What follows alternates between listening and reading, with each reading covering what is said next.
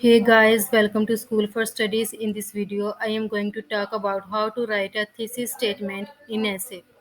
So, thesis statement is very important part of essay writing. So, let us get right into the video. What is a thesis statement? A thesis statement briefly states the purpose of your essay and why it is important. Thesis statement हमारे ऐसे के purpose के बारे में बताती है और ये बताती है कि हमारा ऐसे इम्पोर्टेंट क्यों है। तो बेसिकली थीसिस स्टेटमेंट की लोकेशन क्या है ऐसे के अंदर। हम ऐसे के जैसे कि हमें पता है कि 3 पार्ट्स हैं, इंट्रोडक्शन, बॉडी और कंक्लूजन। तो इंट्रोडक्शन के एंड पर हम जो स्टेटमेंट लिखते हैं, जो हम एक सिंगल सेंटेंस लिखते हैं, वो हमारी थीसिस स्टेटमेंट है। और इस तरह थीसिस स्टेटमेंट हमारे ऐसे के लिए एक रोड मैप प्रोवाइड करती है। What is a thesis statement? Thesis statement is your point of view, your stance on topic, your opinion. यानी कि हमारा जो टॉपिक है, हम उसके ऊपर जो पॉइंट ऑफ व्यू देते हैं, अपना जो ओपिनियन देते हैं, अपना जो स्टांस देते हैं, उसे हम थीसिस स्टेटमेंट कहते हैं। बेसिकली हमारा जो एग्जामिनर है, वो टॉपिक में हमारे से जो डिमांड कर रहा है, हम उसके बारे में जो क्लेम करते हैं और उसके लिए जो एविडेंसेस प्रोवाइड करते हैं, वो हमारे पास थीसिस स्टेटमेंट होती है। Characteristics of thesis statement. Thesis statement की 3 characteristics हैं. It must be clear, it must be comprehensive, it must define the scope of your essay. Thesis statement clear होनी चाहिए, comprehensive होनी चाहिए, इसके अलावा हमारे essay के scope को define करना चाहिए। तो इसे हम एक एग्जाम्पल के ज़रिए देखेंगे। ये हमारे पास ऐसे है, future of democracy in Pakistan. अब हम इसके बारे में थीसिस स्टेटमेंट लिखेंगे। तो यहाँ पर हमारे पास 2 थीसिस स्टेटमेंट्स हैं। फर्स्ट है, the future of democracy in Pakistan is bright. यहाँ पर क्या बताया गया कि फ्यूचर क्या है, ब्राइट है। ये हमारे पास बिल्कुल एक क्लियर स्टेटमेंट है। तो थीसिस स्टेटमेंट कैसी होनी चाहिए, क्लियर होनी चाहिए। सेकंड करेक्टरिस्टिक्स क्या है कि ये कॉम्प्रिहेंसिव होनी चाहिए। और वो नीचे मैंने लिखा हुआ है, future of democracy in Pakistan is bright. ये सेकंड हमारे पास थीसिस स्टेटमेंट है। और वो किस वजह से ब्राइट है, due to various social, political and economic factors. However, these are impediments in path of democracy which needs to be curbed down by taking certain pragmatic measures. तो अगर देखा जाए तो सेकंड हमारे पास थीसिस स्टेटमेंट क्लियर भी है, comprehensive भी है। तो पहले वाले की निस्बत दूसरी वाली थीसिस स्टेटमेंट ज़्यादा अच्छी है हमारे पास। तो थीसिस स्टेटमेंट हमारी क्लियर होनी चाहिए, वो कॉम्प्रिहेंसिव होनी चाहिए और हमारे ऐसे के स्कोप को डिफाइन करे। हम पहली थीसिस स्टेटमेंट को देखते हैं, वो क्लियर है, कॉम्प्रिहेंसिव भी नहीं है और ना ही हमारे ऐसे के स्कोप को डिफाइन कर रही है। तो ये एक बैड थीसिस स्टेटमेंट है। अगर हम सेकंड थीसिस स्टेटमेंट को देखते हैं, तो ये क्लियर कट हमें बता रही है, future of democracy in Pakistan is bright. Second, इसने इस स्टेटमेंट को कॉम्प्रिहेंसिव भी किया है। किस वजह से ब्राइट है, due to various social, political and economic factors. ये थीसिस स्टेटमेंट हमारी क्लियर भी है, इसके अलावा कॉम्प्रिहेंसिव भी है और हमारे ऐसे के स्कोप को भी डिफाइन कर रही है कि वो सोशल डायमेंशन से हम इसे देखेंगे, पॉलिटिकल डायमेंशन से देखेंगे और इकोनॉमिक डायमेंशन से हम देखेंगे। So a thesis statement should answer the questions how, why और व्हाट। हाउ, वाई और व्हाट का आंसर करती है हमारी थीसिस स्टेटमेंट। जैसे कि future of democracy in Pakistan है, यहाँ पर क्वेश्चन क्या बनता है, what is the future of democracy in Pakistan. तो यहाँ हम व्हाट को आंसर कर रहे हैं, the future of democracy in Pakistan is bright. What a thesis statement does. Thesis statement क्या करती है, क्लेम करती है, आपको रोड मैप देती है ऐसे का और आपका ओपिनियन देती है। क्लेम किस चीज़ के बारे में करती है, हमारे टॉपिक के बारे में। रोड मैप भी हमारे टॉपिक का देती है और जो हमारा उस टॉपिक के ऊपर पॉइंट ऑफ व्यू है, हमारा जो ओपिनियन है, वो भी देती है। तो यहाँ पर हम देखते हैं कि थीसिस स्टेटमेंट के कितने एलिमेंट्स हैं।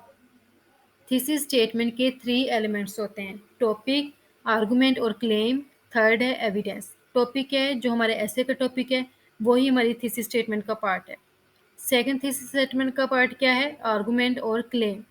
यानी कि हम अपने टॉपिक के बारे में जो आर्गुमेंट देते हैं, जो क्लेम करते हैं, उसे हम कहते हैं आर्गुमेंट और क्लेम। थर्ड है हमारे पास एविडेंस। उस आर्गुमेंट और क्लेम को सपोर्ट करने के लिए जो हम एविडेंस देते हैं, वो थर्ड पार्ट होता है थीसिस स्टेटमेंट का। अब हम इस एग्जांपल के ज़रिए देखेंगे थीसिस स्टेटमेंट के जो 3 एलिमेंट्स हैं, टॉपिक, क्लेम और एविडेंस को। तो यहाँ पर हमारे पास ऐसे एक एग्जांपल है, future of democracy in Pakistan. हम इसकी यहाँ पर थीसिस स्टेटमेंट लिखी हुई है, future of democracy in Pakistan is bright. Due to various social, political and economic factors. तो यहाँ पर हमने ऐसे को यूज़ किया है, ऐसे के टॉपिक को। टॉपिक क्या था? Future of democracy in Pakistan.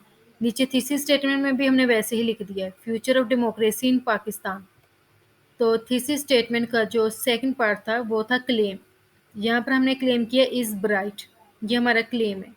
Third part था कि उस क्लेम को सपोर्ट करने के लिए आपके पास कौन कौन से एविडेंसेस हैं। तो यहाँ पर मैंने 3 एविडेंसेस बताए हैं, social, political and economic factors. यानी कि मैंने अपने क्लेम को सपोर्ट किया है एविडेंसेस के ज़रिए।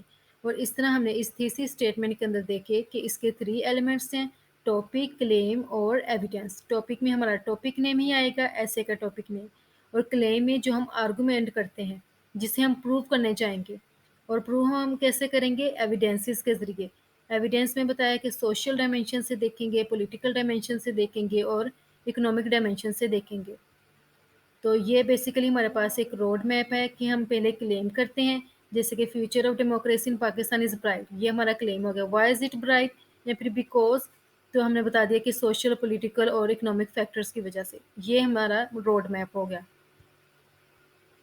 अब एक और हमारे पास ऐसे कि एग्जांपल है, इज़ चीज़ बेनिफिशियल। यहाँ पर हमारा टॉपिक में अगर हम देखते हैं, सबसे पहले तो हम कीवर्ड को आइडेंटिफाई करते हैं। यहाँ पर कीवर्ड क्या है? चीज़। तो चीज़ हमारा क्या है? टॉपिक। वो हमने लिख लिया। तो मैंने क्लेम उसका क्या किया? मैंने ये कहा कि इसके पास हेल्दी टेंडेंसीज हैं। Why is it has healthy tendencies? इसके पास क्यों है? तो उसके लिए मैंने कुछ एविडेंसेस दिए हैं कि कैल्शियम हेल्प करता है बोन्स और टीथ को और बूस्ट करता है ग्रोथ को। और third, proteins help sales repair themselves. तो जो मैंने क्लेम किया था हेल्दी टेंडेंसीज का, इसको सपोर्ट करने के लिए मैंने कुछ एविडेंसेस दिए और वो मैंने 3 एविडेंसेस दिए अपने क्लेम को सपोर्ट करने के लिए।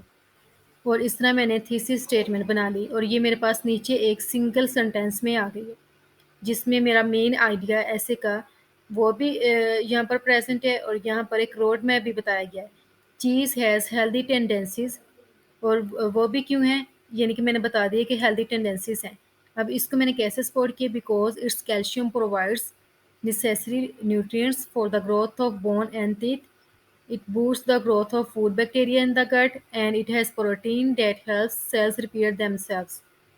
जैसे कि अगर कोई मेरे से किसी के बारे में पूछे कि फ़लाँ शख़्स झूठा है या सच्चा है, अगर मैं कहूँ कि हाँ, वो झूठा है, तो कोई मेरे से ये पूछेगा कि आपको कैसे पता? या फिर आप कैसे कह सकती हैं?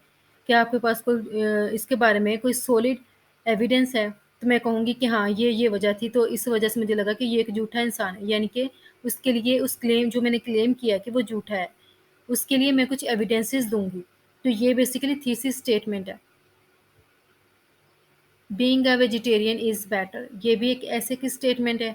अब इससे जो हम आगे नीचे थीसिस स्टेटमेंट बनाने जा रहे हैं। थीसिस स्टेटमेंट क्या है हमारे पास? Being a vegetarian is better. उसने पहले बता दी कि वो बेटर है, तो why better than eating meat? और वो किस वजह से? Because it is healthier, less expensive and does not harm animals. जो मेरा क्लेम था, इसको सपोर्ट करने के लिए मैंने 3 एविडेंसेस दिए, healthier, less expensive and does not harm animals. और यहाँ पर भी थीसिस स्टेटमेंट के 3 पार्ट्स हैं। वेजिटेरियन यहाँ पर टॉपिक है और बेटर हमारा क्लेम है।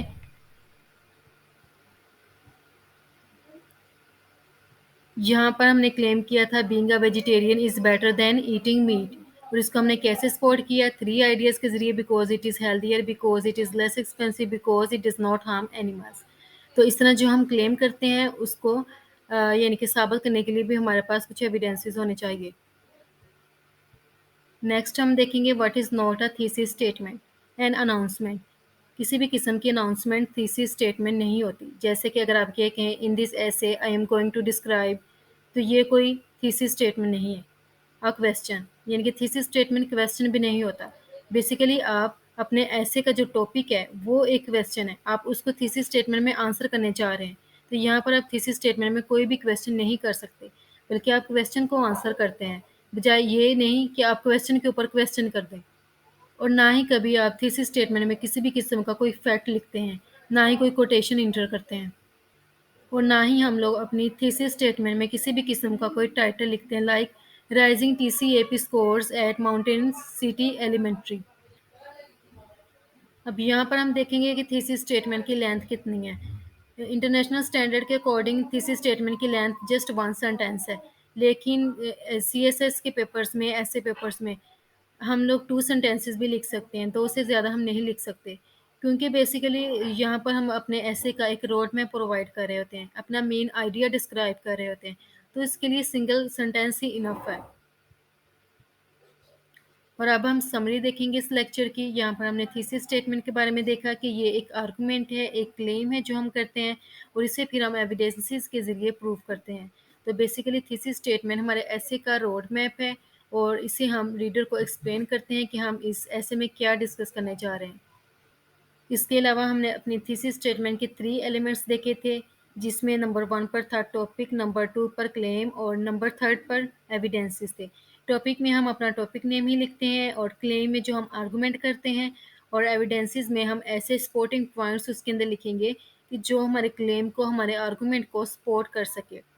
तो इस तरह हमारी जो थीसिस स्टेटमेंट है, उसे हम 1 सेंटेंस लिखते हैं, 2 सेंटेंस भी लिख सकते हैं, लेकिन ये कि 2 से ज़्यादा हम सेंटेंसेस नहीं लिख सकते।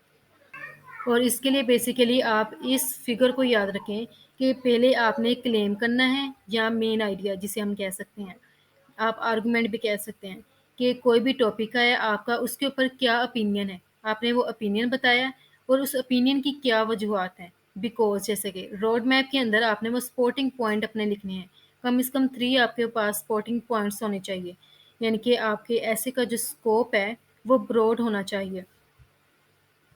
और आपको अपनी थीसिस स्टेटमेंट को ज़्यादा जनरल और ज़्यादा स्पेसिफिक नहीं करना चाहिए।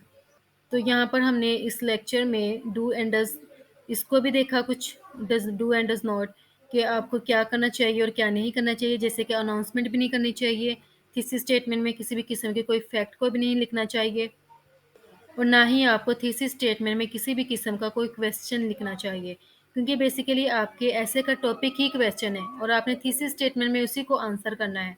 तो आप क्वेश्चन के ऊपर क्वेश्चन नहीं बना सकते, आप क्वेश्चन को आंसर कर सकते हैं थीसिस स्टेटमेंट में। So if you are interested to learn more, then you can subscribe School for Studies. I hope that you understood the topic. If you still have any doubts, then comment down below and we will respond as soon as possible. So thanks for watching.